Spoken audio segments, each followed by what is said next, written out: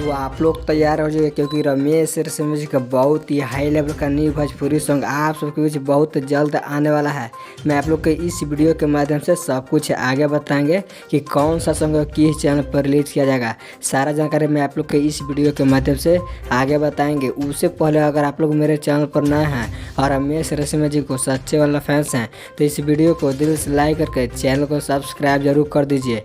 और मेरे चैनल पर नए हैं तो मेरे चैनल को भी सब्सक्राइब जरूर कर दीजिए। तो आइए बिना समय लेते हुए इस वीडियो को स्टार्ट कर देते हैं। तो सबसे पहले मैं आप लोग को बता दूं कि जो रमेश रेशमिया जी का न्यू सॉन्ग आने वाला है उसका अभी पोस्टर रिलीज नहीं किया गया, लेकिन आप सबके बीच 1 से 2 दिन के बाद पोस्टर रिलीज कर दिया जाएगा और उसके बाद सॉन्ग को भी रिलीज कर दिया जाएगा। क्योंकि रमेश रेशमिया जी ने बहुत ही हाई लेवल का इस सॉन्ग को बनाया है, आप सबके बीच बहुत जल्द आने वाला है।